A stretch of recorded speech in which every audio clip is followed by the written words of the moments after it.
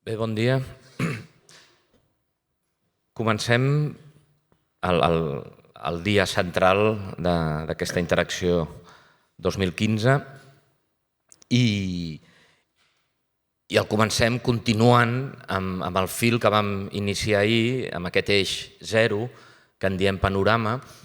En aquest eix zero que en diem panorama del que es tractava era de fer una reflexió més global, més general sobre les polítiques culturals. Pels que no hi vau ser, ahir vam tenir una primera sessió de caràcter més genèric, conceptual, reflexiva, filosòfica per part de Xavier Antich, en el qual va fer un balanç del que han estat aquests 36 anys de polítiques culturals i en el qual ens va establir uns lligams molt interessants entre aquests anys de polítiques culturals i la història del pensament i de les idees durant aquests 36 anys i com s'han influït uns als altres. A continuació vam tenir el debat entre Lluís Noguera i Xavier Mercè, en el qual es tractava de fer un cert balanç a partir dels seus articles de la comunitat virtual d'interacció respecte a aquests 36 anys.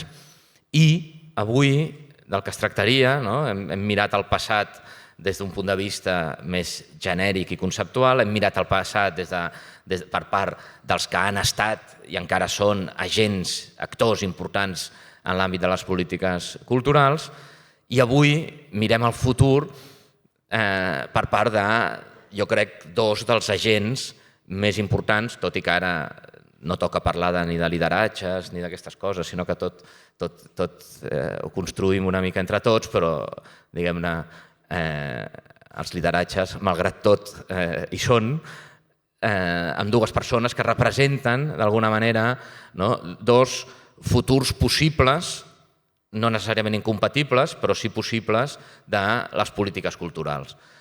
De les polítiques culturals, en aquests dos futurs possibles, que ens atrevim a dir, i l'expressió l'heu sentit moltes vegades ja i no és meva, per aquest canvi d'època. Hi ha molts pensadors que diuen que no estem en una època de canvi, sinó que estem en un canvi d'època, i en aquest canvi d'època, d'alguna manera, i deixeu-me que simplifiqui molt, i ells ja ho matisaran, el Jordi Celles, que és qui intervendrà primer, que és director general de Creació i Empresa, i alhora, o com a conseqüència director de l'ISEC, que tots coneixeu que abans va treballar en el Club 3D, que ha tingut una llarga trajectòria en l'àmbit de les polítiques culturals vinculades a, i aquí és on vaig a parar, vinculades més a l'àmbit de les indústries culturals i creatives, és a dir, d'alguna manera, el paradigma indústria cultural el representaria el Jordi, i la Berta Sureda, comissionada en aquests moments de cultura de l'Ajuntament de Barcelona, que ser comissionat és com ser regidor, tot i no ser un càrrec electe, allò que abans se'n deia delegat de cultura i que Barcelona va tenir delegats de cultura, ara se'n diu comissionat.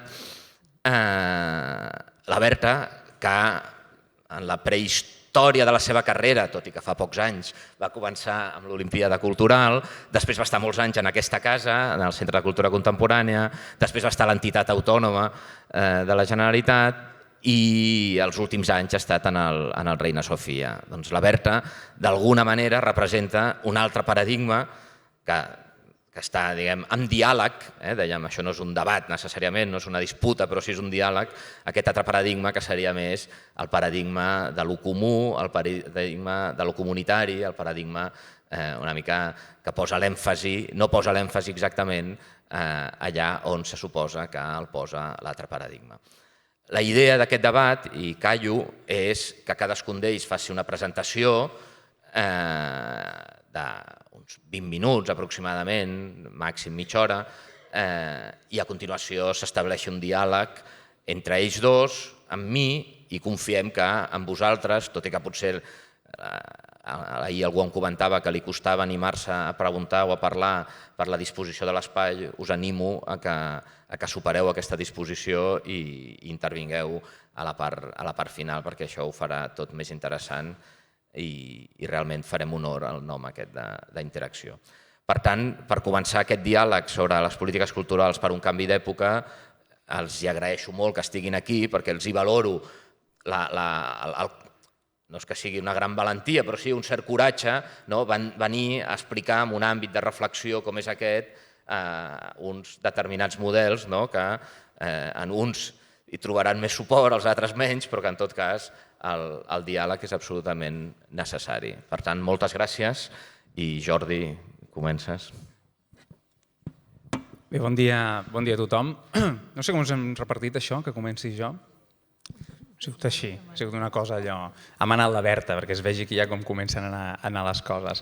Abans que res, agrair a la Diputació de Barcelona, a tot l'equip que està organitzant Interacció, per haver-nos convidat i sobretot agrair-los la gran feina prèvia a aquestes jornades. Em sembla que els articles que s'han anat publicant, que han anat dotant de contingut de base aquestes jornades són d'un nivell, d'una qualitat excepcional i que a més no serveixen només perquè avui el debat pugui ser millor en l'entorn en el que nosaltres treballem, sinó que a més serveixen per marcar i per definir molt clarament una època. O sigui, d'aquí 5 anys llegirem aquests documents d'Interacció 2015 i ens podrem fer una idea, com el que ara quan llegim documents dels 80 o dels 90, en el moment en què estava la cultura i en aquest cas el que ens afecta, perquè avui aquest és un acte que evidentment parla de la cultura, però parla especialment, l'organitza la Diputació de Barcelona i té una clara vocació de parlar sobre la cultura i l'àmbit local.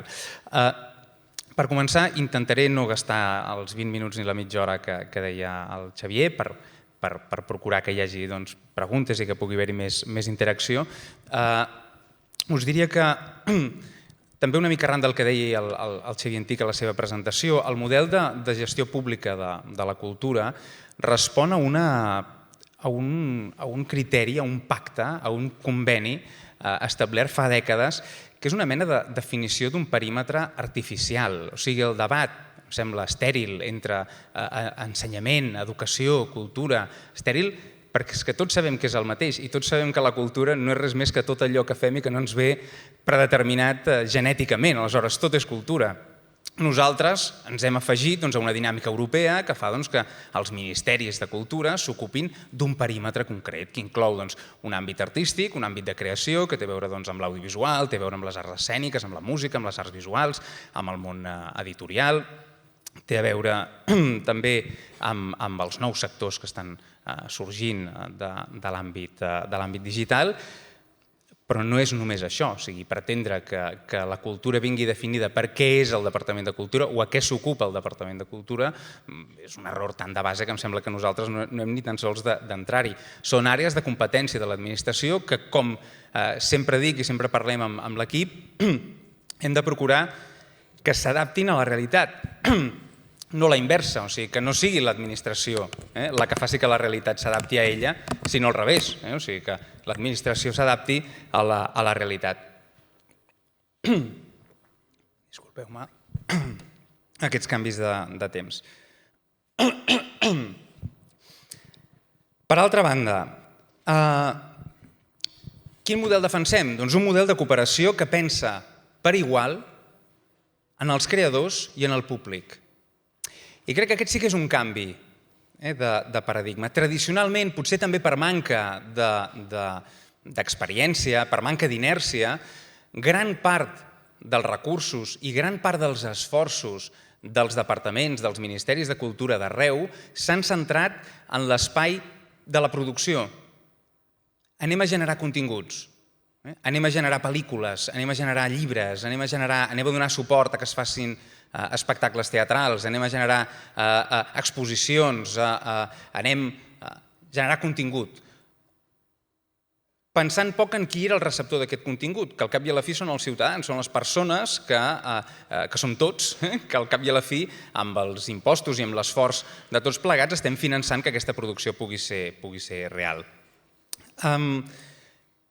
I això ve combinat amb un altre posicionament, que és un posicionament radical a favor dels professionals de la cultura, per tant, de la professionalització de la gestió cultural. No només dels artistes, no només dels creadors, dels quals pensem i seguim al peu de la lletra, treballant amb aquest magnífic informe, aquestes 36 mesures que va escriure el Conca fa 2 anys per dotar de més entitat la professionalització de l'àmbit artístic, de l'àmbit creatiu, de qualsevol d'aquests espais que us deia abans, de les arts escèniques, de les arts visuals, del món editorial, sinó, a més, radicalment a favor d'una figura que no sé per què darrerament estic veient a massa llocs que s'està posant en dubte, potser per antiga, potser per caduca o potser perquè la gent que la posa en dubte no té massa idea del que estan fent, que és els professionals de la gestió cultural. Els podem dir gestors culturals, els podem dir mediadors, els podem dir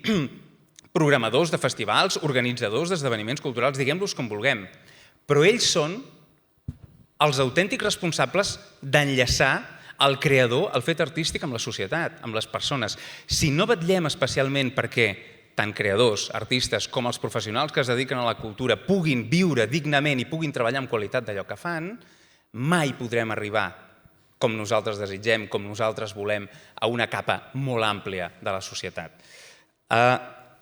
Ho dic perquè una cosa no està renyida amb l'altra. Probablement la Berta parlarà de la gestió comunitària i dels àmbits comunitaris.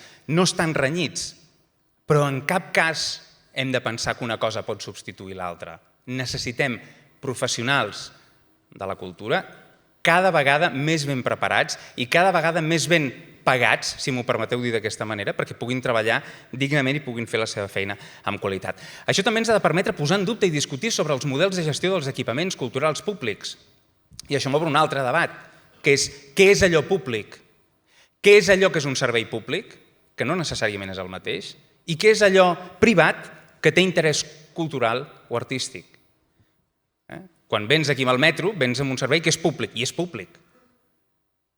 Si vens amb un taxi, és un senyor, una senyora, privat, que està fent un servei públic.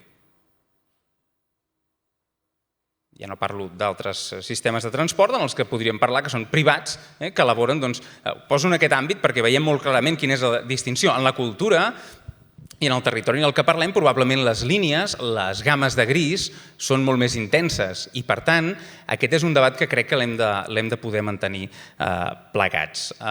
L'hem de poder mantenir plegats i ens ha de permetre poder millorar, perquè al final hem de poder tots plegats arribar a la conclusió i estar convençuts que, en aquest cas, pel que em toca parlar a mi, l'administració pública de la Generalitat de Catalunya, el Departament de Cultura, és de tots. És públic, ha de respondre a un interès públic, tant dels professionals de la cultura com dels ciutadans i ciutadanes que el paguen. Ha de poder respondre. No hi ha d'haver res més públic que allò que és públic, que és el Departament de Cultura. I no estic fent un joc de paraules, estic precisament entrant en el nucli d'un debat que està molt viu actualment i que m'ha encantat poder llegir en tots aquests documents de totes aquestes persones que han col·laborat en els documents previs a interacció, perquè precisament estem en això. Precisament estem en dir com millorem, com fem millor l'administració, que és de tots, perquè respongui millor totes aquestes necessitats. No com inventem un sistema paral·lel a l'administració perquè gestioni millor les coses. Si donem per perduda l'administració, que és allò públic, que és allò de tots, ens en podem anar a casa. En tot cas, hem de lluitar perquè allò sigui el que tots esperem que sigui i respongui a les necessitats que tots tenim. M'he permès preparar-vos 4 diapositives, bàsicament per explicar una cosa que, si l'explico així de viva veu, és una mica complexa, i així jo crec que... Espera, fer-me un embolic amb el micròfon. Ara. Bàsicament, quan el 2013, o sigui, ara fa 2 anys i mig, una mica més, vam entrar en aquesta nova legislatura i vam entrar tot l'equip que en aquests moments està al Departament de Cultura, vàrem fusionar diverses àrees. Per què vam fer això? Precisament responent a això que us estava dient ara mateix, precisament responent a la vocació, a la intenció de fer que l'administració s'adapti a la realitat i no que la realitat s'adapti a l'administració. Estem parlant de l'ecosistema, en aquest perímetre que hem dit que és artificial, que tots hem pactat que és aquest. Tu vas a d'altres països europeus i et diuen sector creatiu i cultural i primer de tot et parlen de disseny. De disseny gràfic, de disseny industrial, et parlen d'arquitectura i potser en un racó et parlen de teatre però que a vegades ho posen en un altre àmbit que en diuen arts. Aleshores, és un perímetre que nosaltres l'hem volgut definir així i l'hem volgut definir així perquè ho hem pactat i com ho hem pactat es pot despactar i es pot decidir d'una altra manera. Però mentre sigui així, el que vam dir és unirem el que era l'antiga direcció de promoció i cooperació cultural, que s'ocupava més aviat de l'àmbit públic de la cultura en relació amb els ajuntaments, en relació amb els centres públics, amb l'Institut Català de les Empreses Culturals. Institut Català de les Empreses Culturals, que va deixar de ser Institut Català de les Indústries Culturals. Sempre dic que en aquest país indústria cultural poca. Tampoc podem ser il·lusos. Arreu del món, quan es parla del sector creatiu i cultural, arreu del món, vull dir, els informes de la UNESCO parlen de les CCIs, Creative and Cultural Industries. Arreu del món es parla d'indústries creatives i culturals. Si em dieu, em fa sentir còmode el concepte indústria cultural, sector de les indústries creatives i culturals, no em fa sentir gens còmode perquè no respon a la realitat que nosaltres tenim en aquest país. En aquest país, a Catalunya, tenim 35.000 empreses o unitats, diguem-ne, empresarials culturals. D'aquestes 35.000, la meitat són autònoms. Per tant, dic unitats perquè és una persona que es fa autònom. Jo he estat autònom gran part de la meva vida professional i a mi m'ha semblat una experiència meravellosa, però és meravellós si tu ho has triat. Si algú t'obliga a ser autònom, perquè t'obliga a facturar a llocs, t'obliga a fer coses, no ho és gens de meravellós. Més aviat és traumàtic i dramàtic. Per tant, és una opció que l'has de poder prendre perquè vols. D'aquests 35.000, la meitat són autònoms. Els altres són empreses de 2, 3, 4, 5... Les que tenen més tenen 10 treballadors. Per tant, estem parlant d'empreses petites. I en algun cas podríem dir algunes de mitjanes. Per tant, pot semblar no presumptuós, sinó fins i tot il·lús parlar d'indústries culturals i d'entorn industrial.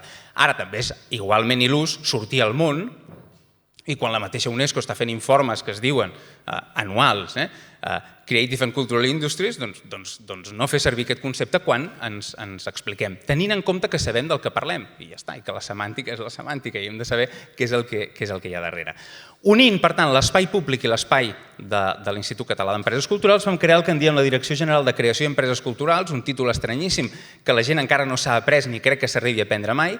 El conseller cada vegada que em presenta fins i tot em diu un nom diferent, vull dir, perquè és un nom complex i difícil de recordar, i jo a vegades me l'he de pensar, però bàsicament la idea clau era que unia dues grans àrees, la Subdirecció General de Creació i de l'àmbit de promoció i cooperació i l'Institut Català de les Empreses Culturals. El canvi de paradigma el vam fer pensant que havíem de treballar de manera transversal. Això vol dir que havíem d'oblidar-nos de les verticalitats de la gent del teatre, la gent del cinema, la gent de la música, la gent del món del llibre, i que havíem de treballar amb espais que generessin trobada entre els diversos sectors culturals perquè tots formen part d'un mateix ecosistema.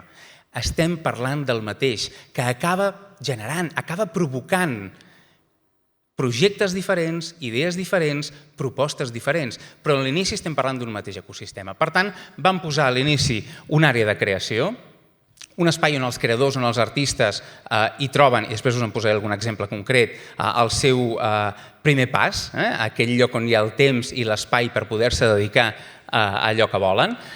Una àrea d'equipaments i xarxes de difusió cultural, que és aquell espai públic de la cultura, aquell espai de relació amb els grans equipaments nacionals, amb els equipaments que estan arreu del territori, en els equipaments E3, en els equipaments E2 i els E1, aquells que fan teatre, que fan música, aquells equipaments d'arts visuals que fan exposicions arreu del país, aquells festivals, aquelles iniciatives culturals públiques. L'àrea d'empreses, allà on col·loquem les empreses culturals, i repeteixo, empreses culturals o aquest entorn privat respon a petita i mitjana empresa. Aquí que ningú pretengui col·locar això en un entorn mercantilista, neoliberal, radical, això no existeix, en el món de la cultura no hi és, com a mínim a casa nostra. Ho podem trobar a llocs molt concrets del món, anem a Hollywood, anem a Bollywood, anem a llocs d'aquests on es produeix d'una manera industrial. No ho trobarem. Per tant, empreses que responen a aquest tipus de persones que us estava explicant. L'àrea de mercats, aquí tampoc hem de caure en la idea de mercats, mercantilisme. No, el mercat d'Olot és el dilluns al matí i és així des de fa 300 anys. I és un lloc on al principi s'intercanviaven coses i després es pagaven amb diners. Els mercats són el punt de trobada, és el lloc on els professionals es troben entre ells per poder treballar, on els programadors es troben amb els artistes per intercanviar informació. Els mercats són el Mercat de Música Viva de Vic, són la Fira de Tàrrega, són el Trapezi, són el Sismògraf, són els llocs on els professionals es troben i també és on hi posem tot el nostre espai d'internacionalització i una àrea de nova creació, la vam fer el 2013, que és l'àrea de públics, precisament per aquella vocació que deia al començament. després de 30 i llargs, quasi 40 anys d'existència formal d'aquestes diverses àrees, tot i que organitzades diferents dins del Departament de Cultura, no hi havia hagut un equip que es dediqués a aprendre, a treballar amb els públics, que es dediqués a entendre com funcionen les persones. I aquí també m'agradaria canviar un concepte. Habitualment parlem de consum cultural. Aquí la semàntica sí que és important. I és una cosa que amb el temps també canvia. Si escoltéssim com parlàvem als 80, parlàvem diferent dels 90 i parlem diferent ara. El Departament de Cultura ja fa un cert temps que quan parla de dades de públics parla de dades de participació cultural. No parla de consum, perquè la participació cultural és anar a una biblioteca a agafar un llibre, és assistir a un espectacle teatral en els que seus i mires el que està passant, i és assistir a un espectacle teatral com els de l'Antic Teatre o com alguns dels de Tàrrega on tu estàs enmig de l'espectacle teatral, és anar a veure una pel·lícula o és llegir un llibre o participar en una exposició. Per tant, estem parlant d'entendre millor la participació cultural i de donar eines, de conèixer aquells llocs on arreu del món s'està fent especialment bé per traslladar-la als professionals del nostre país. I aquí és on entra la transversalitat. Evidentment que és important parlar d'audiovisual, d'arts escèniques, de música i de literatura i d'arts visuals, perquè evidentment que el sector s'organitza en horitzontal i has d'entendre que cada part té la seva lògica i el món del teatre té una lògica que no la té el món de les arts visuals. Per tant, això ens dona una capacitat, una flexibilitat, fins ara inexistent, no en aquesta administració, sinó en arreu de les administracions de cultura a nivell europeu, de poder treballar l'àmbit professional de la cultura de forma vertical per àrees d'interès, l'espai de creació, l'espai públic, l'espai privat, a les empreses, o en horitzontal per abordar temes específics i concrets del sector del teatre, del sector de la música, del sector de la literatura o del sector de les arts visuals.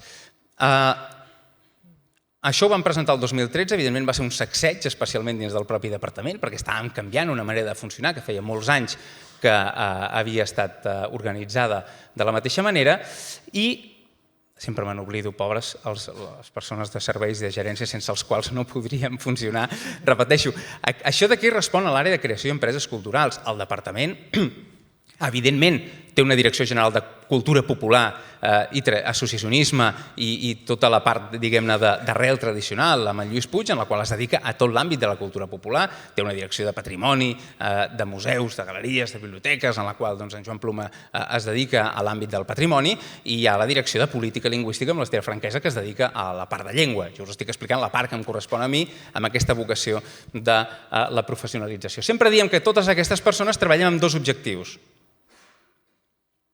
més feina, més públic. Totes les decisions que nosaltres prenem han d'anar orientades a assolir algun d'aquests dos objectius.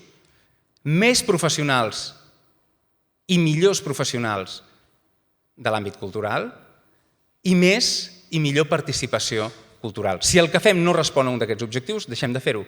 Ens n'hem de fer una altra cosa, perquè aquest és el mandat que nosaltres entenem que tenim. Us explico un exemple de com, perquè us en podria explicar de cada àmbit, perquè això ha donat en 2 anys i mig resultats en tots els àmbits. Us poso un exemple per veure quina viabilitat pot tenir un projecte d'aquest tipus en un àmbit transversal. Què ens pot aportar de bo? Repensar, fer que l'administració pensi en la realitat com és i s'hi adapti, i no intentar que la realitat s'adapti a l'administració. Com hem organitzat el sistema teatral català? En l'àrea de creació, i això són les línies d'ajut, els projectes que al final acaben aportant recursos específics a cadascun dels sectors. L'àmbit de la creació s'hi han ubicat les beques i la línia d'ajut per als centres de creació, allò que l'Ajuntament de Barcelona en diu les fàbriques de creació, aquells espais on els artistes tenen lloc, temps, espai i recursos per poder crear.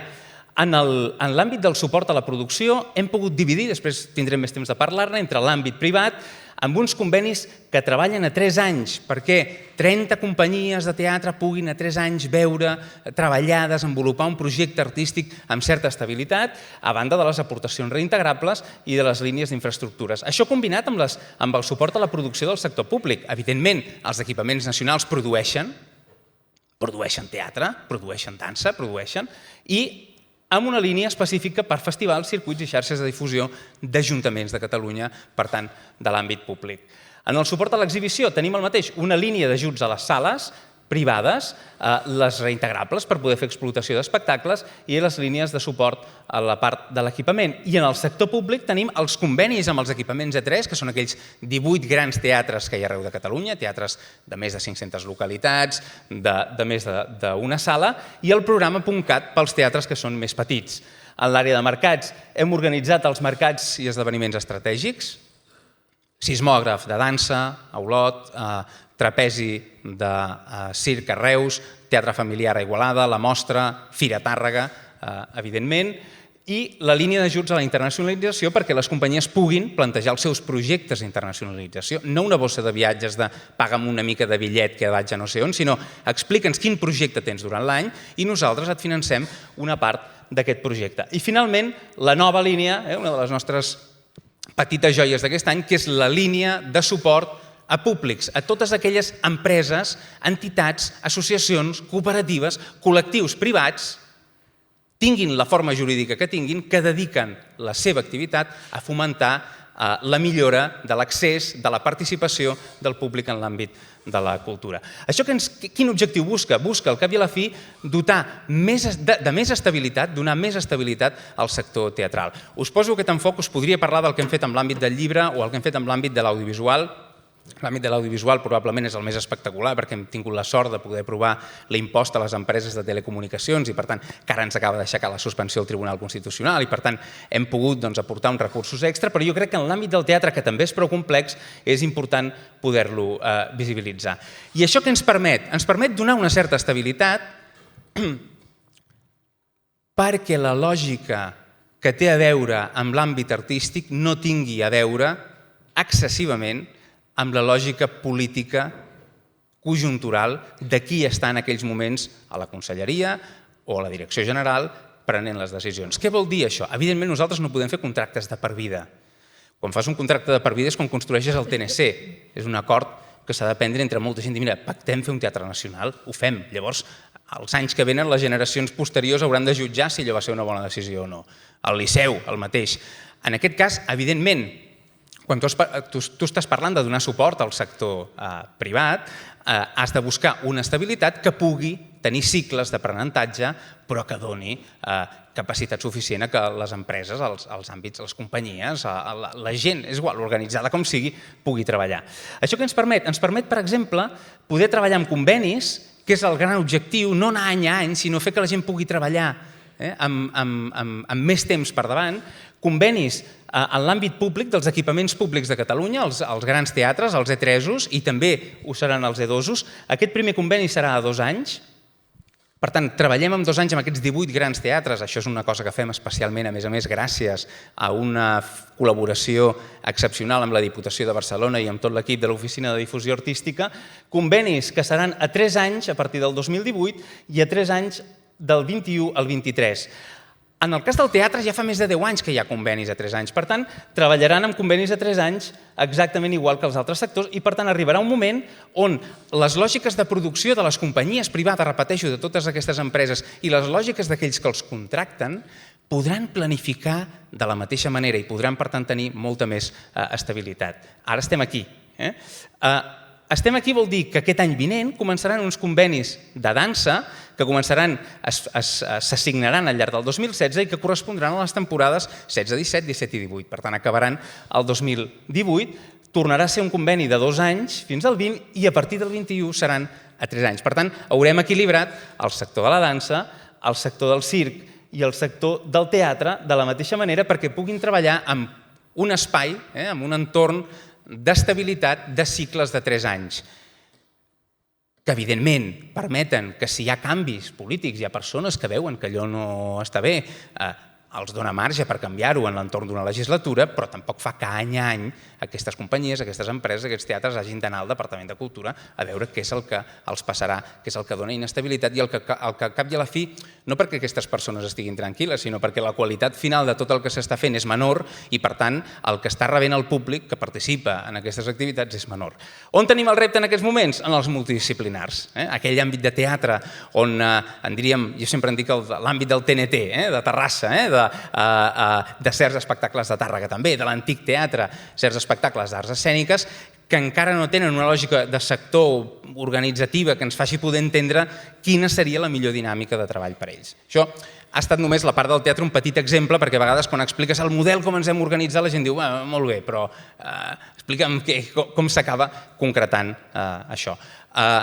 Al final, la dotació de tot aquest àmbit venen a ser uns 14,5 milions d'euros l'any, per tant és una dotació prou important. I potser m'he allargat una mica més del compte. Gràcies, Jordi. Berta? Hola. Gràcies, en primer lloc, per convidar-nos a interacció. Jo no exhauriré el temps, com tu, Jordi, perquè m'agradaria... La veritat és que aquests encontres jo crec que el més important és el debat que puguin generar. Nosaltres, en aquesta nova etapa, diguem-ne, de l'Ajuntament de Barcelona, portava un índex i no el tinc, o sigui que haig d'improvisar del tot, no porto PowerPoint. En aquesta nova etapa, la ciutat que ens hem trobat, diguem-ne, és una ciutat molt rica en equipaments culturals, grans equipaments culturals, potser massa, molt rica a nivell de teixit creatiu i molt rica a nivell de propostes, molt rica a nivell històricament a nivell de gestió comunitària. Tenim exemples com el propi Grec, que va néixer de la gestió comunitària de l'Associació d'Actors i Directors en el seu moment, o el que sempre diem, l'Ateneu Nou Barris, l'Harmonia. Tenim uns exemples.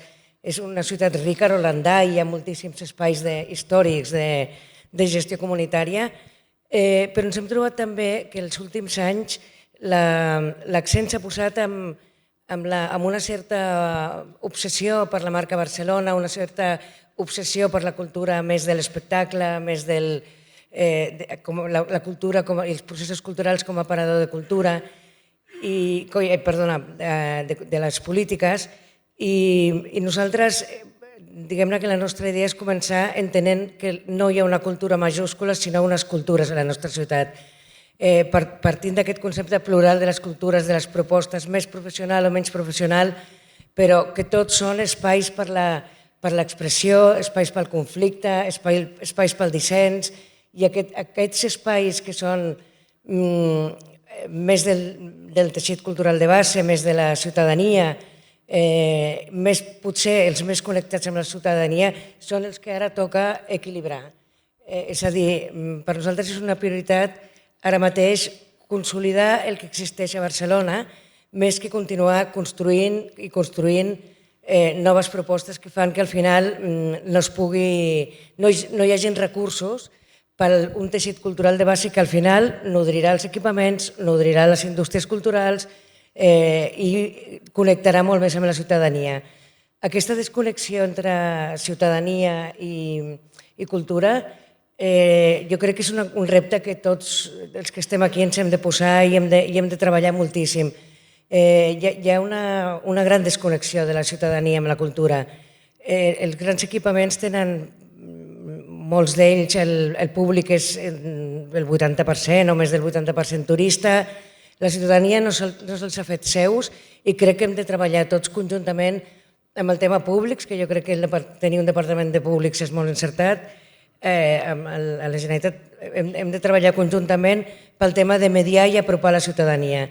Però és que si a la ciutadania no l'apropem també en la participació del disseny de les polítiques culturals, no crec que mai siguin usuaris o persones que experimenten els projectes i els processos culturals.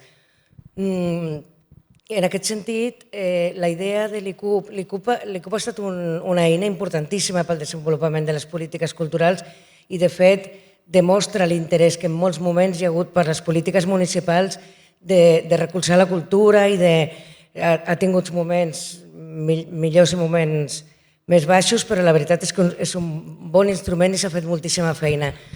Però ara la idea és canviar una mica la feina que ha fet l'ICUP, que un tant per cent molt gran del propi equip, si no m'equivoco, està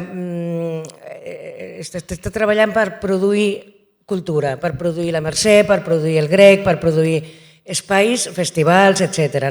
Espais que, evidentment, continuarem treballant però la part de l'ICUP que es vol potenciar ara molt més és la part de mediació, de mediador, de facilitador perquè els altres facin la cultura.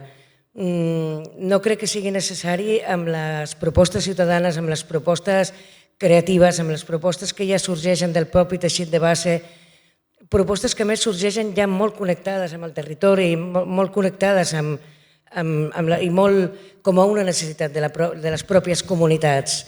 Aquest és el paper que vol fer en el futur l'ICUP, vol potenciar, no fer només perquè no podem tancar o no podem deixar de fer activitats que estan funcionant molt bé, com alguns festivals i les pròpies festes, però sí que volem potenciar moltíssim aquest paper de l'ICUP com a facilitador de propostes de tercers. Per l'altra banda, importantíssim també, tant com el tema de mediació públics perquè les institucions, les grans institucions de les nostres ciutats, hem d'aconseguir que la ciutadania se les faci seves i no hem d'aconseguir només fent programes per les persones que tenen dificultats d'accés a la cultura, sinó jo crec que la major part dels ciutadans i ciutadanes de Barcelona tenen dificultats d'accés a la cultura. No sé per què, no hi entren. I això ja ho hem parlat amb els propis directors i directores dels museus i realment s'ha de fer moltíssima feina en aquest sentit. L'altra línia que volem treballar és la línia de la cultura i l'educació, en dos sentits. Evidentment, no aconseguirem aquesta permeabilització de les grans institucions i grans projectes si no aconseguim que la cultura entri de forma estructural als programes educatius. Aquesta és una assignatura pendent que crec que també tots i totes les que estem aquí ens hem de posar com a objectiu prioritari perquè fa anys que ho diem, fa molts anys que ho diem i no pot ser tan difícil. No pot ser tan difícil, però el fet que la pràctica artística, la cultura, estigui absent dels programes escolars ens fa que arribem a l'adolescència o arribem a la majoria d'edat amb pocs elements per entendre la pràctica artística, amb poc coneixement, amb poc esperit crític, llavors crec que en aquest sentit hem de treballar moltíssim. Estem una prioritat per l'Ajuntament de Barcelona en l'àmbit de la cultura i l'àmbit de l'educació. Treballarem conjuntament els dos departaments per aconseguir que de forma estructural hi hagi programes com Creadors en Residència o programes que segur des de la Generalitat es desenvolupen. Funcionen bé, però no ens hem de conformar. No ens hem de conformar perquè són programes puntuals que no resoldran l'etern problema de com formem els nostres ciutadans i ciutadanes en la cultura. L'altre sentit que hem de treballar cultura i educació és els propis ensenyaments artístics.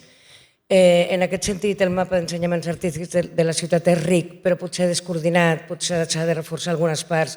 És una altra línia que treballarem també conjuntament amb educació, amb el Consorci d'Educació, però que pensem que tot el tema cultura i educació és un tema pendent, és un tema que ha de ser un repte pels que treballem en cultura pels propers anys. Parlaves de pagar bé als professionals de la cultura. Jo crec que hem de ser més radicals. La cultura està en una precarietat enorme, enorme. Ho miris per on tu miris, des dels que treballen als museus, els artistes, els creadors, els gestors culturals i les gestores culturals. Hi ha una precarietat amb la que hem de lluitar perquè fins i tot des de les administracions estem afavorint aquesta precarietat a través de concursos impossibles i qui acaba cobrant menys és la persona que està donant el servei o la gestió cultural. Crec que en aquest sentit hem de ser radicals, hem de ser molt radicals. El propi Ajuntament ha creat una oficina de bones pràctiques i transparència. Des d'allà treballarem l'ICUP i tots els equipaments que depenen de l'ICUP i tots els departaments, els equipaments consorcials, fundacions, totes les propostes que reben subvenció o recursos de l'Ajuntament hauran de complir una sèrie de bones pràctiques que anirem treballant a poc perquè pots crear també un problema econòmic enorme, però que també ens hem de posar com un dels reptes a assolir deixar de potenciar des de tot arreu la precarietat del treballador cultural. Tu mires per on tu miris. Ara se m'ha anat del cap. En aquest sentit ja estem treballant els codis de bones pràctiques, ho estem treballant fins i tot amb els directors i directores dels museus per treballar-ho, per implantar-ho, diguem-ne, d'una manera suau i viable i realista. No pots ara treure un concurs del personal de seguretat pel doble de preu perquè significa una baixada de recursos, però sí que es poden anar fent gestos per aconseguir que les condicions millorin i no ser l'administració pública la que potenciï aquesta precarietat. D'altra banda, per últim, el procés participatiu al que sotmetrem el disseny de les polítiques públiques en cultura el farem a través del Consell de les Arts. Pensem que és importantíssim i pensem que és importantíssim el Consell, els processos participatius, no només amb el sector cultural, sinó també amb la ciutadania que no és usuària de la cultura, amb la ciutadania que al final ha de ser usuària de la cultura. De vegades parlem massa entre nosaltres i crec que hem de trobar espais per parlar amb els que no estan tenint experiència en els àmbits de la cultura i en els processos culturals. En aquest sentit, el Consell de Cultura de l'ICUP es potenciarà moltíssim.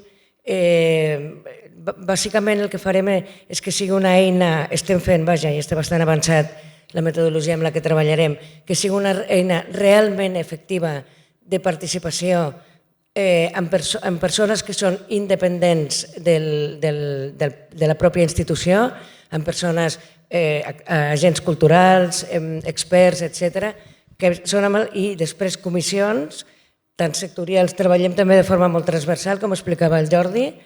Ara explicaré una mica la transversalitat en el nostre cas, però treballaré de forma molt transversal amb unes comissions amb les quals anirem no només triant el jurat dels premis, sinó participant en el disseny de les polítiques culturals, participant en què hem de subvencionar i què no hem de subvencionar. O sigui, això no ho hem de decidir. Jo, personalment, m'agradaria més ser un punt més amb una constel·lació d'agents que estan decidint les polítiques culturals de Barcelona que ser la líder, com deia el Xavier al principi, que és una paraula que ni m'agrada ni penso que sigui el paper que s'ha de fer. Pel tema de la transversalitat i les comissions, en realitat hem unit la creació d'aquestes comissions amb les prioritats que ens marquem pels propers anys. Llavors les comissions serien transversal temàtiques, però evidentment després tindrien una implantació als sectors, perquè els sectors ho demanen, hi ha moltes especificitats, els propis sectors són diversos, el sector de la música no és un sector, són molts sectors, és molt divers i molt plural, per tant, les casuístiques i especificitats després s'han d'anar implantant de manera diferent. Les comissions són temes que són prioritaris per nosaltres com recursos i sostenibilitat, que vol dir bones pràctiques, transparència, tot això ho treballarem moltíssim, i ho treballarem des del departament del Joan Llinares, l'Ajuntament, la pròpia direcció de recursos, la gestió comunitària de la cultura, una forma de fer que volem potenciar, que entenem que és una forma de fer molt democràtica, que és una forma de fer que funciona, que és una forma de fer que inclou a la ciutadania des del minut zero. Aquest seria una altra de les comissions. Una altra de les comissions seria la d'innovació, cultura lliure, accés a la cultura, etc. Una altra de les comissions seria patrimoni i memòria i alguna altra que anem repensant conjuntament amb els grups de treball que estem organitzant. Em sembla que de moment ho deixo aquí i comencem a discutir, Jordi.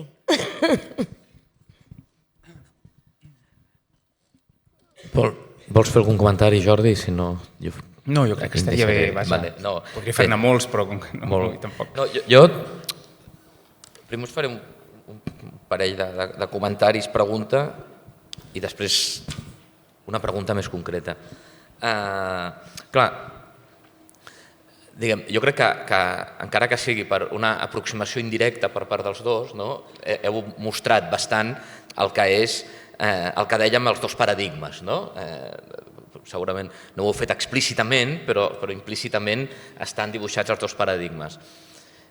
i potser és agosarat dir el que vaig a dir, però m'atreviré a dir, jo crec que estem veient, i m'agradaria que em fes un comentari això, que hi ha un paradigma que no deixa de ser el paradigma tradicional de les polítiques culturals, que és el que ens ha explicat el Jordi, on hi ha uns perímetres tradicionals que són dinàmics, on hi ha un paper central per part de l'administració pública, que has fet tota una declaració del paper central que ha de jugar l'administració pública, i on ens mostres com això es pot fer millor i amb una vocació d'intervenció més organitzada i més adaptada a la realitat. I aquesta seria la segona part de la teva intervenció.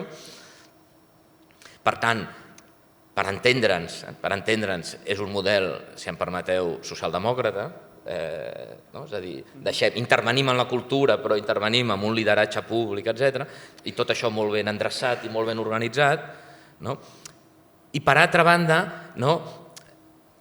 intentar trencar aquest model on d'alguna manera trenquem amb les lògiques que han funcionat fins ara, hem d'anar una mica a les palpentes perquè en la pròpia mesura que estem trencant un model tenim intuïcions, tenim alguna certesa, però hem d'anar veient fins i tot si les transversalitats són aquestes o les altres, perquè ja no corresponen a la cadena de valor, que una mica són les teves transversalitats, s'assemblen bastant a la cadena de valor, sinó que són unes altres, i això, i aleshores diríem, i això té una forma de pregunta una mica, de dir, reconeixeu que aquí no hi ha excessiu canvi de paradigma o reconeixeu que ja no hi ha excessiva concreció encara, o en aquest comentari meu no us hi sentiu reconeguts?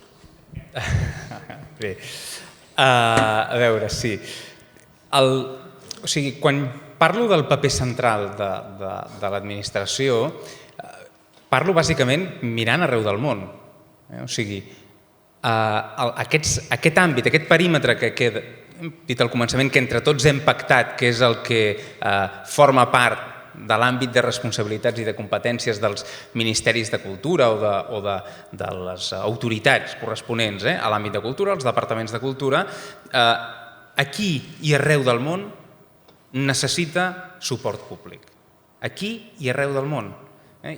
Hi ha diversos models d'acostament a això. Nosaltres, evidentment, tenim el model europeu, on els diners els gestiona l'administració i de forma directa aquests diners, model europeu continental, i aquests diners que gestiona l'administració s'acaben traslladant a equipaments públics o s'acaben traslladant a entitats privades, siguin entitats privades amb ànim de lucre o sense ànim de lucre, perquè puguin desenvolupar aquesta activitat. El model britànic, models amb consells, amb Arts Council, doncs van d'una altra banda, és el govern el que diu atorga uns diners i hi ha algú que en teoria és expert que els gestiona, i tindríem el model americà en el que, doncs, escolta'm, el govern no hi posa diners directament però fa exempcions fiscals a les fundacions i per tant deixa de cobrar aquests diners en forma d'impostos, per tant el govern també hi està posant diners, ho està fent d'una altra manera, els està posant deixant de cobrar-los però els està posant exactament. Per tant, aquí i arreu del món, una orquestra simfònica, en termes econòmics, serà deficitària.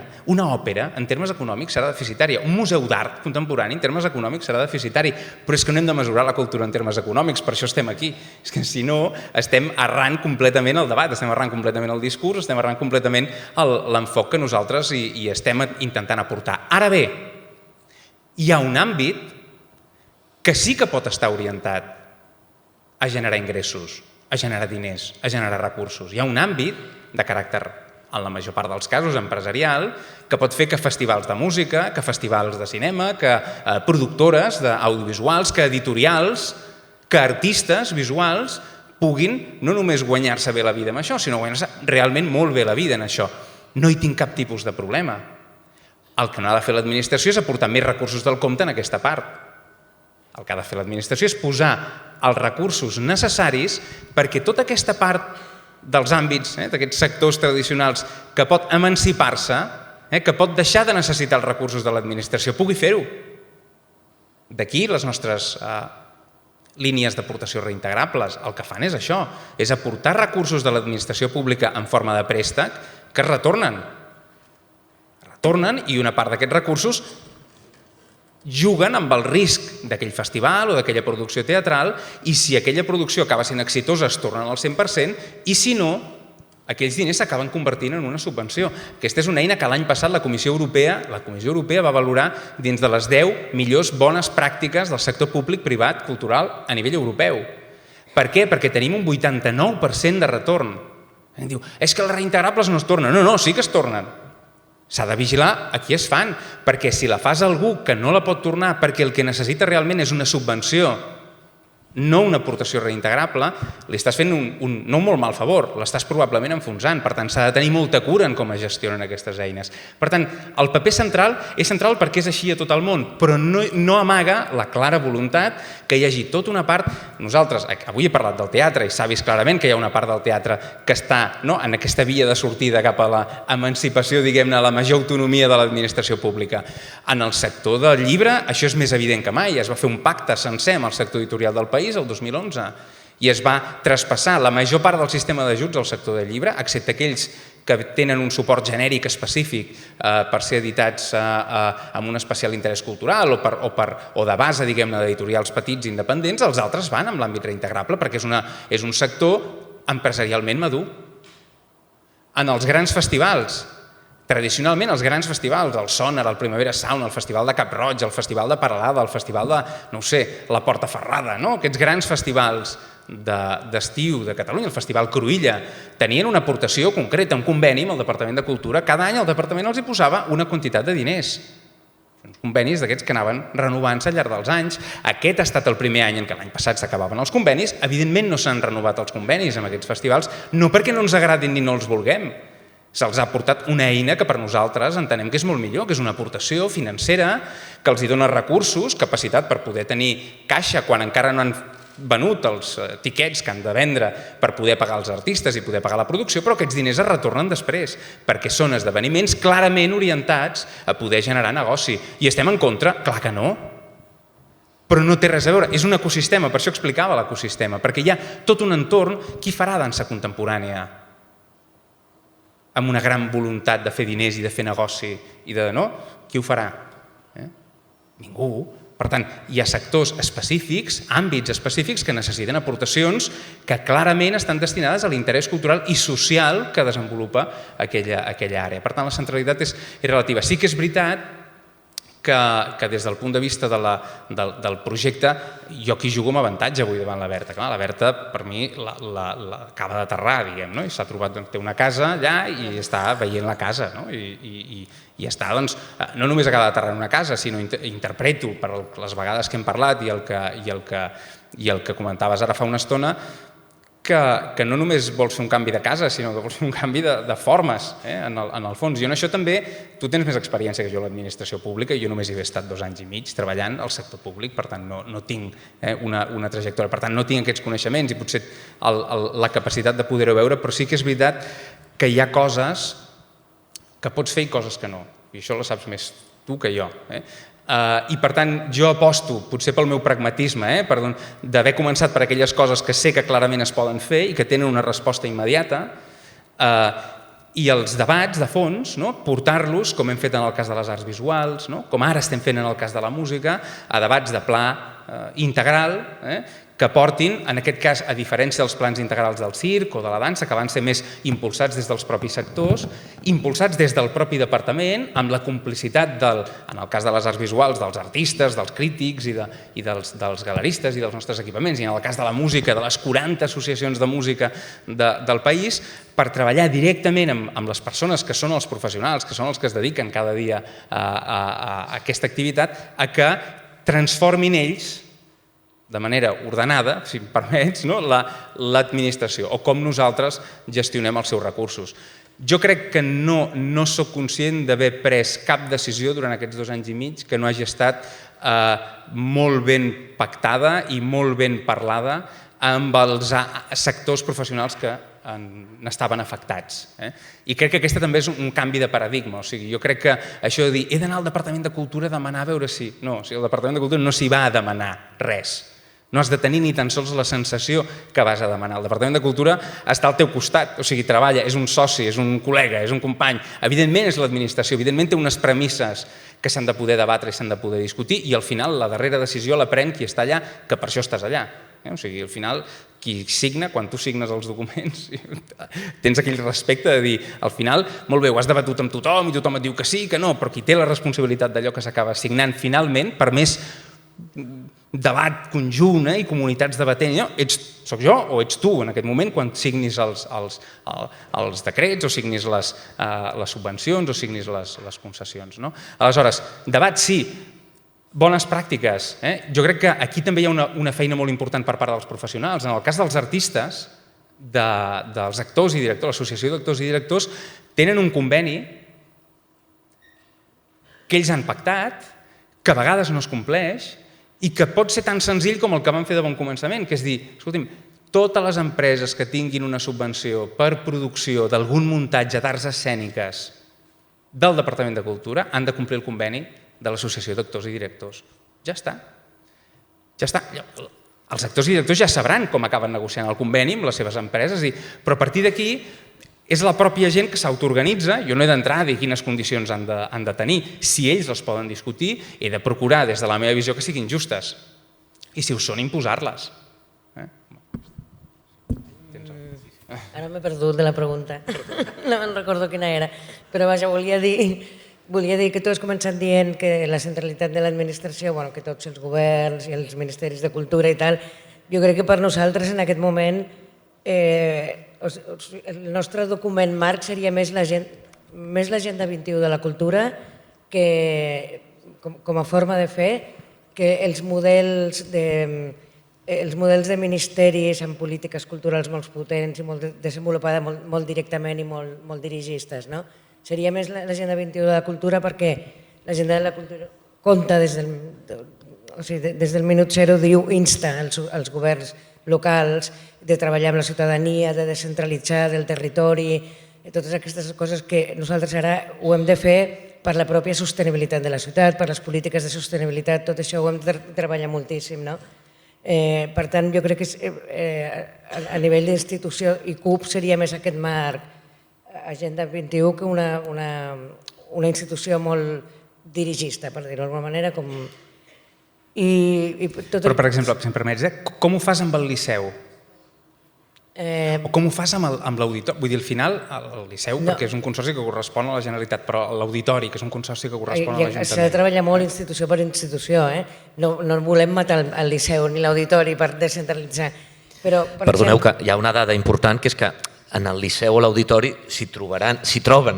Ens trobem molt allà. Es troben molt allà, per tant. Vull dir que per això hi ha companyonia aquí. Hi ha companyonia de consells i de patronats.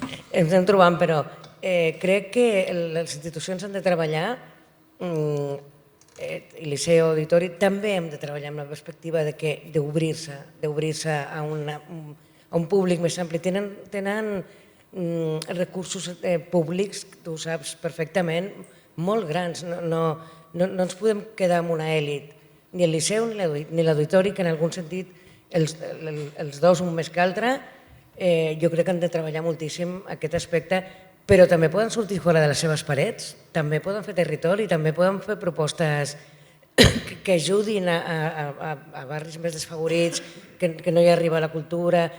Això s'ha de treballar amb calma, s'ha de treballar des de dintre, no es pot imposar, no es pot anar allà, o sigui, diem, però jo crec que hi ha molta feina a fer en aquest sentit. No és que ens els volem carregar, el que volem és reequilibrar, bàsicament. O sigui, no és que jo digui vull les coses petites i m'encarregaré la indústria cultural i els grans equipaments. Indústria he dit que poca, Sí. Diguem empreses o col·lectius privats, associacions, cooperatives. El que passa que per mi sí que en el cas del Liceu és molt paradigmàtic perquè, evidentment, mai havia conegut el Liceu com el conec ara. Evidentment, podia conèixer el Liceu com a espectador, però no des del funcionament intern que tens quan estàs, com estem la Berta i jo, per la responsabilitat que ara ens toca tant a l'Ajuntament com a la Generalitat al patronat.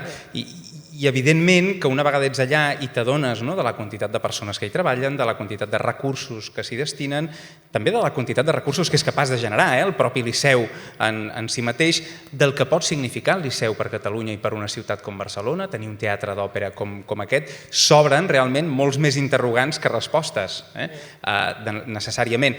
El que sí que és veritat és que probablement en el moment de, potser també perquè va ser una decisió en calent acabat d'arribar, però la decisió de la llotja del Liceu, de dir, escolta'm, no volem la llotja del Liceu, és una decisió que probablement fa més elitista aquesta entitat, saps? Perquè d'alguna manera la sensació, o com a mínim la que jo tinc des de fa aquests 2 anys i mig, que ho conec, és que l'esforç que s'ha d'intentar fer des de dins i que l'està fent l'equip que en aquests moments hi ha és la de dir recuperem aquella idea del Liceu de tots, aquella idea del Liceu de després de la reconstrucció. Anem a fer que el Liceu ocupi el 100% de les seves localitats i anem a fer que, evidentment, que a l'òpera les entrades són cares perquè és car, però que ningú que ho vulgui es quedi sense anar a l'òpera. Ningú que ho vulgui, ningú que tingui ganes de fer-ho, que no sigui una qüestió de diners. I això és una cosa que moltes vegades ens balla una mica, de dir no, és que és elitista perquè és car, no? O potser és elitista perquè és difícil accedir a aquest contingut. És difícil accedir a poder interpretar o a poder gaudir o a poder tenir l'interès d'anar a veure, ja no et dic la tetralogia del Nibelung, però el Benvenuto Cellini de l'altre dia, que és un espectacle realment accessible absolutament per tothom, i on tothom realment pot tenir una experiència fantàstica d'entrada al món de l'òpera. No vull centrar-me en el Liceu. No, però només dit, però és el Liceu qui ha de democratitzar l'òpera, qui ha de formar amb l'òpera, o sigui, no hi ha interès, tampoc. O sigui, els hi posem difícil pels preus, però hi ha poc interès. Llavors, aquí hi ha una feina de fons que s'ha de fer i que qui millor que el propi Liceu. Sí, en aquest sentit, sí. A mi no és el meu paper entrar en el debat, però ara ja entraré un moment. Clar, finalment, la barrera més important que hi ha al Liceu, tot i que és important, no és econòmica, diguem-ne.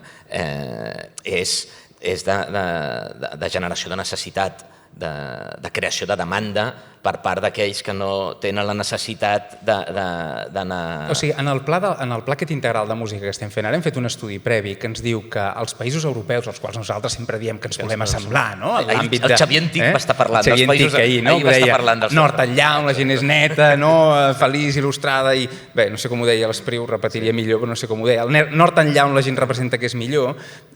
Bàsicament, quan veiem... Escolta'm, però per què aquestes persones tenen molt més interès en molts més àmbits de la societat, en la música clàssica, que és el que ens afectaria en el cas de l'Auditori, l'OBC, o en el cas de l'òpera, en el cas del Liceu. I tu te n'adones que nosaltres tenim, a nivell de Catalunya, un 0,7% de la població que en aquests moments està estudiant alguna cosa relacionada amb la música. Alguna cosa. Poden ser estudis superiors, o en un conservatori, o poden ser senzillament estudis d'una escola de música local. En aquests països, l'índex de persones que està en un moment concret, ara, si féssim una tria, estudiant música, està de l'ordre del 5%. Aleshores, clar, aquí és on tenim la lluita, aquí és on tenim la feina a fer. Llavors, evidentment que l'equip de públics del Liceu farà tot el que pugui perquè sigui el més accessible possible a nivell econòmic, perquè ho fan, i pot no ser una barrera al preu de l'entrada per anar al Liceu. Ara, hi ha d'haver un interès previ. Ho hem demostrat amb Escena 25, aquesta campanya que fem el mes d'octubre des de l'àrea de públics, precisament, que posa entrades entre 3 i 10 euros per la gent que té entre 18 i 25 anys. Evidentment que hi ha hagut entrades per anar al Liceu. I s'ha pogut anar al Liceu per 3 euros, per 10 euros, s'ha pogut anar a veure-lo. Però tampoc no hi ha hagut una allau de demanda, perquè la lluita la tenim allà. La lluita la tenim allà, però la tenim allà amb la dansa, la tenim allà amb el teatre i la tenim allà amb una cosa que per mi encara és molt més fonamental, que és amb la lectura. O sigui, si amb l'índex de lectura que tenim, que és d'un 65%, això vol dir que el 65% de la gent de Catalunya llegeix mínim un llibre a l'any. Vol dir que hi ha un 35% que no en llegeix cap. I d'aquest 65% que en llegeix un, m'agradaria saber quants són els que en llegeixen un i quin és el percentatge que llegeix de forma habitual. I quin llibre? I quin llibre? ja seria... Però mira, jo diria, si llegim, si aconseguim augmentar l'índex de lectura, llavors veurem què és el que es llegeix, però si no aconseguim entrar en una cosa tan simple, és una conversa que tenim habitualment amb en Xavier Albertí, que des del Teatre Nacional està fent un esforç molt gran amb la xarxa de biblioteques per enllaçar textos teatrals, grups de lectura de biblioteques amb el teatre, i llegeixen les obres. Hi ha 1.000 persones a Catalunya que treballen, que formen part de grups de lectura, que llegeixen obres de teatre, i una vegada l'han llegit i l'han treballat a la seva biblioteca local, amb un autocar van al TNC a veure aquell espectacle, espectacles no especialment fàcils ni accessibles per un públic teatral o no avesat a certs espectacles teatrals. Aleshores, amb en Xavier Albertí sovint parlem d'això, que a vegades hi ha indicadors d'aquests que són quanta gent està estudiant música, encara que sigui per plaer, quanta gent està llegint, com a bàsic, que són aquelles autèntiques portes d'entrada que ens acaben portant llavors al debat de com podem fer més interessant el Liceu, o més interessant el Mercat de les Flors, per dir un altre consorci que depèn també de l'Ajuntament en el que hi estem plegats, en el Cesc, Casadesús i tot el seu equip estan fent una feina increïble i valoradíssima, a més a nivell europeu, d'obertura, de captació de persones que mai, que s'estrenen, que mai abans havien anat a veure espectacles de dansa contemporània. Sí, jo penso que han de fer molta feina els equipaments, els consorcis, les cases de dansa, els auditoris, però el problema, jo crec, real, torna a ser la cultura i l'educació. O sigui, torna a ser que no estem creant inquietud per la cultura, per la pràctica artística des de l'inici. I aquí jo... Però si em permets, Berta, això depèn de tu i de mi? Podem fer-hi alguna cosa, tu i jo, en això? De debò? Ja t'ho explicaré. Sols? Podem fer alguna cosa sols, tu i jo, en això?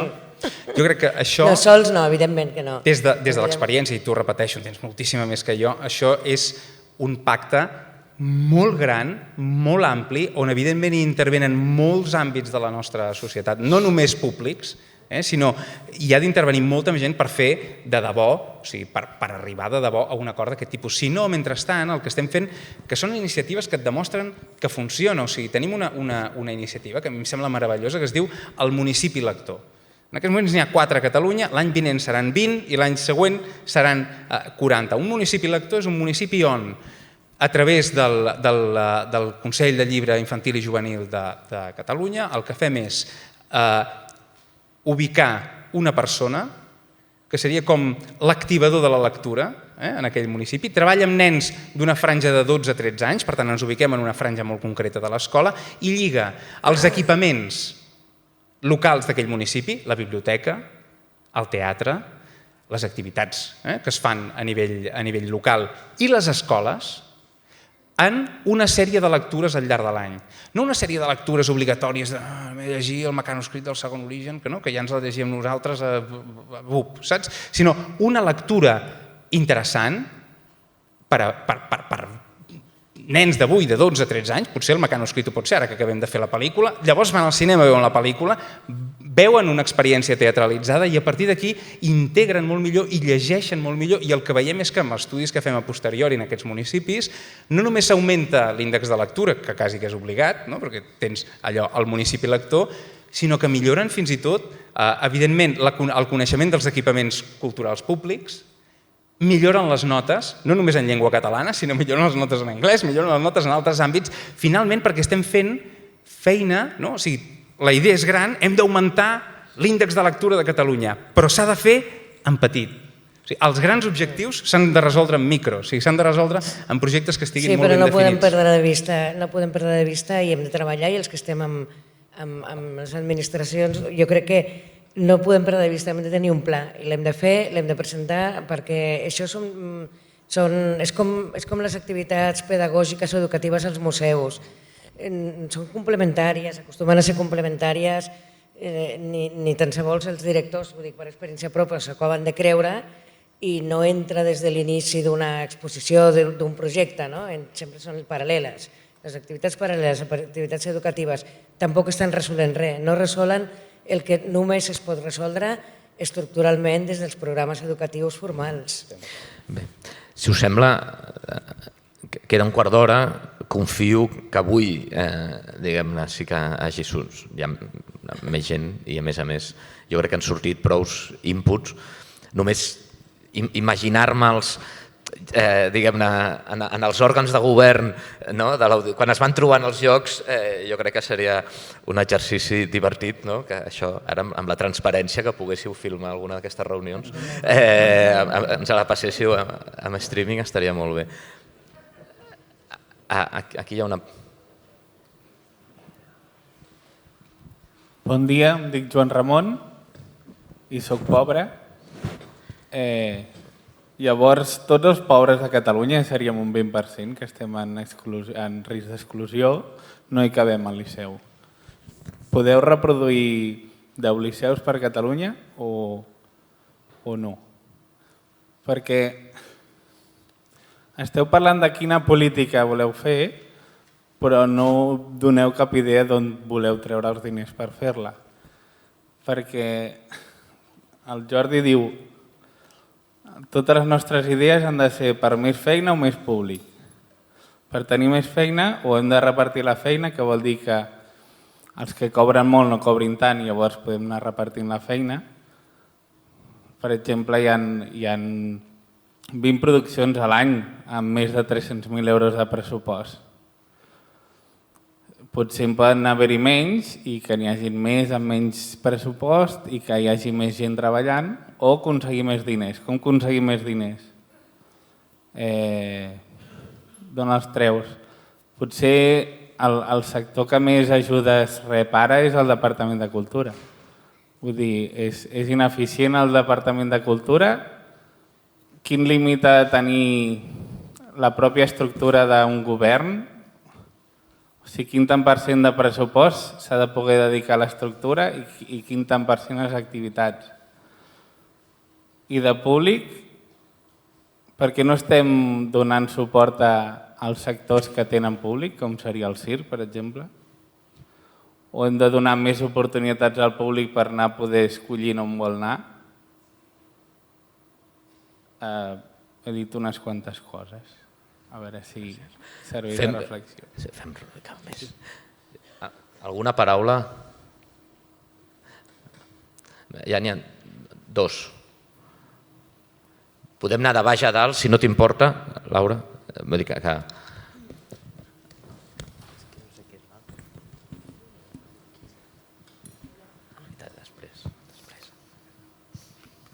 Hola, Santi Martínez.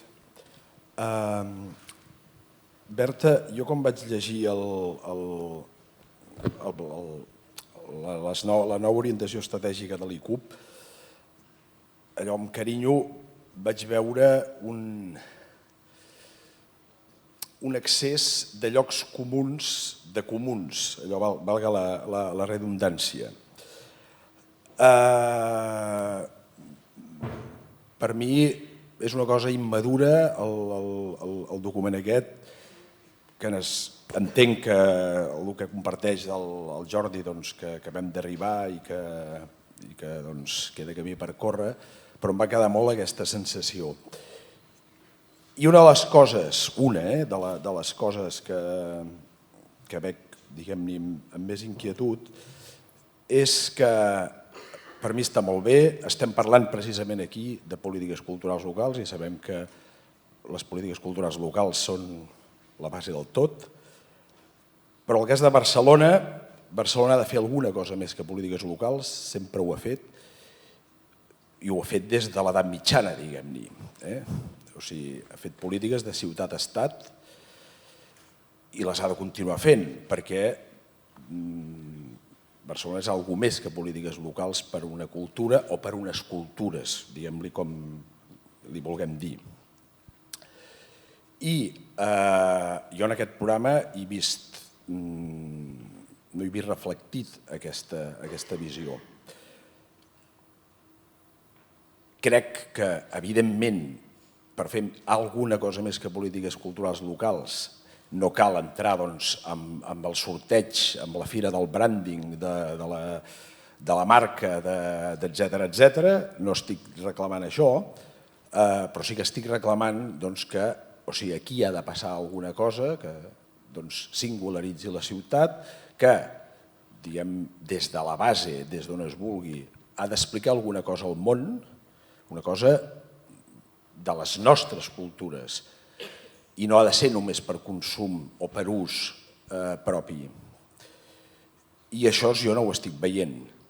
Jo, diguem-ne, el dia 31 de desembre no aniré allà a veure l'home aquell del mil·lenni perquè fot molt fred i es veu més bé des de la televisió, això de les campanades, però l'home del mil·lenni és, diguem-ne, és fruit de la cultura que s'ha fet a Barcelona exercint de ciutat-estat i de capital cultural.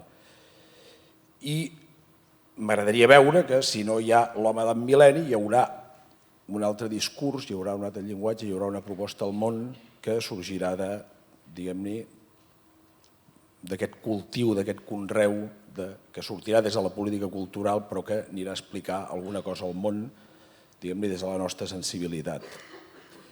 I l'altra cosa és que aquí estem parlant que ens trobem al Consell d'Administració del Liceu, però he vist dos mons, diguem, que es troben al Consell de l'Administració del Liceu i poca cosa més.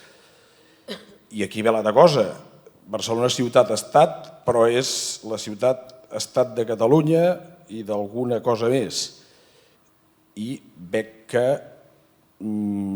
si només ens trobem al Consell d'Administració del Liceu i no pensem, diguem, en el sistema cultural del país, no avançarem. Gràcies. Laura.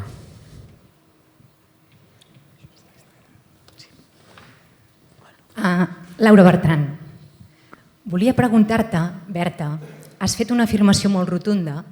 Has dit que la ciutadania està desconnectada de la cultura. Segurament estarem d'acord, no si ens comparem amb el Barça, que segurament està, ja diguéssim, un nivell molt més gran de connexió, per exemple. Però sí que m'agradaria que ens expliquessis aquests processos de participació tan necessaris, com els articulem, com s'articulen. Perquè això crec que té molta gràcia i alhora molta complexitat, per no caure en el debat de la banalització i la cultura com a entreteniment. Aleshores, t'agrairia que ens donessis alguna pista al respecte. Gràcies. Si us sembla, ho deixaríem aquí perquè jo crec que hi ha prou tema perquè puguin contestar. Ens queden 7 minuts, ens han demanat puntualitat. En tot cas, jo entenc que 7 minuts, si puntualitat incorpora 5 minuts de retard, però... Comences, Berta? Entenc que la primera li feies al Jordi, no? La primera potser l'he vist molt adreçada a tu. La idea bàsicament del Joan Ramon, evidentment n'hem parlat moltes vegades, ell és el president de l'Associació de Professionals del Circ, és probablement un dels sectors que més ha patit aquesta no participació en l'estructura de les lògiques de la pròpia administració. A partir dels plans integrals jo crec que el circ ha anat clarament a millor i els números són tan clars i tan objectius que ens ho demostren. Potser no va tan a millor com tots els professionals del circ desitjarien, aquest és el tema. Si la pregunta és d'on surten els diners, jo sempre dic doncs els diners surten d'on calgui i al final ens hem d'inventar maneres perquè surtin. Si a nosaltres, a qualsevol de nosaltres, ens hagués dit fa 2 anys i mig algú que seríem capaços, des del Departament de Cultura, un departament humil, aixecar una llei que posa un impost a les empreses de telecomunicacions, gegants telefònica com Orange, com Vodafone, per finançar el sector audiovisual del país, que havia quedat amb les escorrialles dels recursos del departament, fruit en gran part de la desaparició dels recursos que venien del govern de l'Estat, ens haguessin dit que estàvem bojos. I varen tirar endavant, no en 2 anys i mig, en 1 any i mig. Vam tirar endavant una llei que genera ara, i que més gràcies a la notícia de la setmana passada, que es veu que el Tribunal Constitucional ens ha aixecat la suspensió cautelar, permetrà recaptar, aquest any ha recaptat 10 milions d'euros i en recaptarà 20 l'any vinent. Pel sector de l'audiovisual, és evident, perquè tenim una llei del cine que ens permet poder-ho fer, però és que és un sector que dona feina a artistes de circ, a molts altres àmbits del món actoral, però també als guionistes, a músics, a molts àmbits tècnics i a molts àmbits de gestió de la cultura. Per tant, entre tots, i una cosa molt important, ho hem fet des del Departament de Cultura, però no ho haguéssim pogut fer sols. De fet, sols ens n'haguéssim anat directament a estampar contra una paret. Ho hem fet perquè hem tingut a tots els professionals que s'han posat al davant a negociar especialment amb els partits polítics i el Parlament, una cosa tan desagradable a priori com un impost nou, que evidentment és un impost industrial, aquest sí que és industrial, perquè va directament a les empreses i no es pot diguem-ne, a pujar allò que paguem els ciutadans normalment per les nostres connexions, i així s'ha fet. Per tant, els recursos jo crec que poden sortir. Respecte a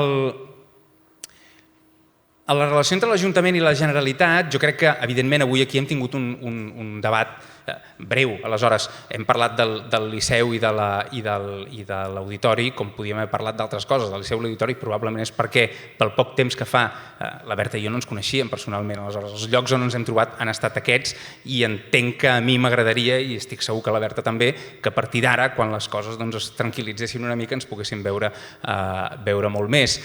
Però no només parlem del Liceu i de l'Auditori. La setmana passada vam estar al Consorci de Rehabilitació de Teatres de la ciutat de Barcelona. És un consorci que dona recursos a un munt de teatres petits, mitjans, grans de la ciutat per poder-se rehabilitar. És un consorci que tenim a mitges amb l'Ajuntament. Els centres de creació, que heu vist a l'inici, el que l'Ajuntament en diu fàbriques de creació, que evidentment n'hi ha a tot Catalunya, però Barcelona n'és el gran pol. Tenim una dinàmica de treball excel·lent. En els plans integrals que tenim en marxa, el de dansa, el de teatre familiar, el de circ, l'Ajuntament hi és, però a més també hi és en el nou que presentarem ara ja tancat de les arts visuals, i hi serà en el pla integral de la música, que per cert vull respondre a la Marta Ardiaca, que no sé on és, per aquí, Marta, allà, que em diu, tuiteja, diu, parlar d'un pla integral de música només per referir-se a l'OBC i al Liceu i a l'Auditori, convideu el Jordi Celles al proper debat del Primavera, però no. O sigui, el pla integral, si tu mires bé, Marta, parla de 1000 coses, les sales, la gent de SAC hi és, tothom. O sigui, el pla integral, de fet, tu hi ets convidada a formació, a les escoles, i hi ets convidada a participar, com vam obrir-ho a tothom. Quan vam fer públic el pla integral vam dir tothom que vulgui. Van participar-hi 40 associacions, 40, que són la majoria d'associacions del sector, associacions de municipis, tothom. Tothom està convidat a participar en un pla integral perquè com més hi participem millor serà el resultat final, és el que hem acabat fent amb les arts visuals. Per tant, jo crec que hi ha una bona relació, més enllà del Liceu i de l'Ajuntament, bona relació que s'ha de traduir en veure, en entendre per part nostra aquesta nova política que està plantejant la Berta, que jo no l'entenc encara, però espero entendre-la, i quan l'entenguem plegats, més enllà d'allò que nosaltres estem ja fent junts perquè porta una dinàmica, el Liceu no el podem tancar d'avui per demà. Si el decideix tancar algú, serà tota la societat catalana que algun dia decidirà que no el vol, però no ho podem decidir. En altres projectes, en nous, aquells que no tenen inèrcia, com el MACBA, que el tenim aquí al costat, o d'altres, aquests requeriran, entenc, un nou espai de trobada entre l'Ajuntament i la Generalitat. Ja està. Berta. Bueno, doncs molt ràpidament. Santi, és que no ens entendrem, perquè és que és tot el contrari el que plantegem ara. No és prioritat els homes del mil·lenni, no és prioritat la ciutat al món. Barcelona no és l'Ajuntament qui decideix que la ciutat està al món, qui el connecta amb les xarxes és els agents culturals d'aquesta ciutat, són els museus, són els festivals que treballen en xarxes internacionals i que situen realment a la Barcelona més contemporània al món. Llavors no serà una prioritat fer 3 homes del mil·lenni perquè el món vegi que ho fem molt bé. Llavors, és que clar, el concepte és molt diferent realment. És molt diferent. El concepte és partir de la base, donar molt suport als projectes de base que es connecten, que treballen en xarxa, que creen comunitats. Tot això és ara la prioritat. No vol dir que ens carregarem ni la Mercè ni les coses que s'han fet, que funcionen, ni tan sols l'home del mil·lenni. Bueno, l'home del mil·lenni sí, no farem home del mil·lenni, però farem un espectacle. No vol dir que ens ho carreguem, però clar, no serà la prioritat. Per tant, em costa... Jo crec que les polítiques que estem fent ni el Jordi les entén ni tu les entens perquè són molt de base, molt participatives i molt lentes. I això no és mediàtic. El titular és que rehabilitem 50.000 teatres, però no que comencem un procés participatiu, que treballem amb la cultura de base, i perquè això és les dues coses, llarg, lent i les 3 coses, i poc mediàtic. Per tant, jo crec que temps al temps. Jo tinc ganes d'entendre-les, Ho entendràs. Algun dia et costarà una mica, Jordi? Et costarà una mica entendre-ho, però arribarem. Aquest et costarà una mica, el subratllarem, diguem-ne, no? Com a... Faré l'esforç. No és broma. I per acabar els processos de participació, precisament és que la regidora de participació, Gala Pin, està com unificant la metodologia de treball pels processos participatius dintre de que cadascú tindrem les nostres especificitats i metodologies. Segur que us assabentareu perquè farem molt públic, diguem-ne, el procés. En principi, la base del procés participatiu parteix del Consell de Cultura i, per tant, de les 5 comissions que creem al voltant del Consell de Cultura. Però que aquestes 5 comissions són més o menys els temes que us deia, amb agents culturals, diguem-ne. Però després hem de trobar la fórmula de creuar aquestes comissions en comissions sectorials i amb ciutadania. I en aquest procés ens sumem al procés que es fa de tot l'Ajuntament del procés participatiu pel PAM, que és el Pla d'Acció Municipal. Pretenem que tot aquest procés participatiu que ens ajuda a dissenyar polítiques i pretenem que no només sigui a llarg termini i pel pla estratègic, sinó que també ens ajudin a identificar els reptes més urgents, on estan les dificultats més importants de resoldre a curt termini. També pretenem que aquestes comissions ens ajudin a dissenyar les polítiques. Però us farem públics els processos participatius, o sí que ho tindreu. Molt bé. Vols afegir alguna cosa? No, tu ho dic si vols acabar. Que amb el Jordi tenim molt a parlar, moltíssimes coses, vull dir, el Liceu és el de menys, ella no és el de menys, és més important les reunions que tindrem per polítiques, per coordinar-nos, etc. Això claríssim. I ja està, em sembla que no em deixo res. I Berta, si per tancar vols afegir alguna cosa més que no sigui resposta, ja acabem. No, dir-vos que clar, aquí jo crec que tots, la major part sou gestors culturals, esteu treballant en cultura o artistes, jo crec que aquí us demanem el diàleg. No sé quines vies hem de trobar, però hem de trobar les vies de construir tot això junts i juntes. Per tant, i ja us dic, paciència, perquè al principi us semblarà que no passa res, ja m'ho estan dient, és igual, m'ho prenc amb paciència de moment perquè jo crec que és una qüestió de temps i mai és bo respondre a la necessitat de notícies mediàtiques o a la necessitat de defensar-te de que no passen coses. Per tant, continuarem treballant sense calma, diguem-ne. Continuarem treballant molt, però amb els tempos necessaris perquè les coses canviïn. I les coses, com ha dit el Jordi molt al principi, no són fàcils de canviar, el que tu vols canviar no pot ser per qüestions administratives, però s'ha de trobar sempre la fissura per fer possible allò que tots i totes voldríem. Gràcies. Jordi, per tancar. Sí, bàsicament recuperar una mica el que deia a l'inici, el que probablement alguns dels assistents, alguns de vosaltres no hi éreu, reivindicar de nou clarament la figura dels professionals de l'àmbit de la cultura, de tots, tant dels que són de l'àmbit més artístic, els que es dediquen a l'àmbit de la gestió, com els autèntics motors de la connexió entre el fet artístic i el públic. Per tant, aquests gestors culturals, cuidem-los, vetllem per ells, formem-los cada vegada millor i fem que puguin treballar. És una gamma de grisos, perquè un programador d'un festival a vegades l'ubiques més en la banda artística i a vegades l'ubiques més en la banda de gestió, un gestor d'una sala de teatre també pot tenir diverses vessants. Per tant, en tota aquesta gamma de grisos el que necessitem és que tot aquest equip de professionals tingui el prestigi social que es mereix, perquè només a partir d'aquest prestigi social, i això vol dir moltes coses, primer vol dir allò que deia, no anar al Departament de Cultura a demanar, sinó el Departament treballa al teu costat, també vol dir que la societat els ha de percebre com a elements importants per tal de poder aportar-los una cosa que al final ha de ser positiva i ha de ser percebuda com a positiva per a tothom.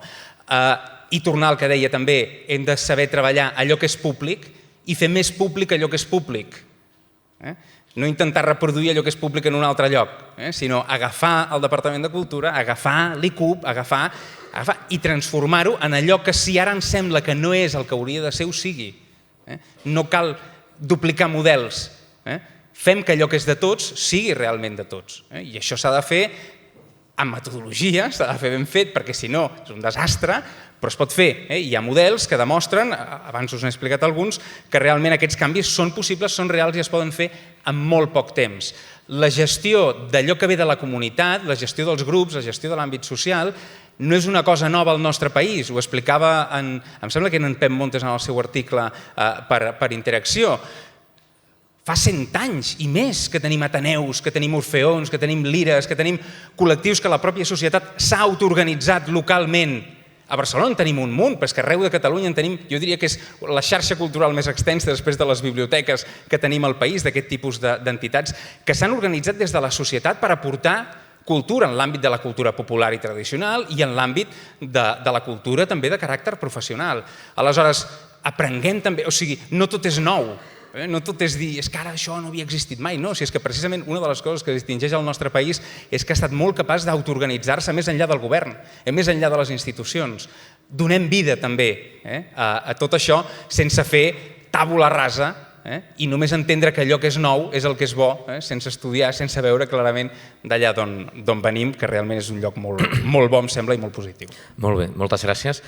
Jo crec que queda clar que sí que hi ha models i hi ha dos models i que el diàleg, com a mínim a mi des d'aquí, ha respost a les expectatives. En tot cas, deixeu-me que faci... O sigui, jo crec que sacsejar està molt bé i que tots plegats estem una mica sacsejats i que ens sacsegin està bé, i en aquesta sacsejada en traurem tots aprenentatges. I aquests aprenentatges han de tenir la base en un cert reconeixement de la ignorància relativa. És a dir, hi ha coses que no entenem i que igual un dia entendrem i està molt bé. Ahir teníem filòsofs, demà tindrem un altre filòsof i el principi de la filosofia és el reconeixement d'això, de la no comprensió per a partir d'aquí entendre. Jo el que demano ara ja aquí, públicament, és dir, jo crec que d'aquí 2 anys, amb una interacció, hauríem de repetir aquesta taula, passats 2 anys, amb la Berta i el Jordi, i dir allò de decíamos ayer i a veure com està, perquè jo crec que seria un exercici absolutament interessant. Per tant, jo no soc ningú, diguem-ne, però en tot cas, en nom de res, us convido a que repetiu. Moltes gràcies i continuem.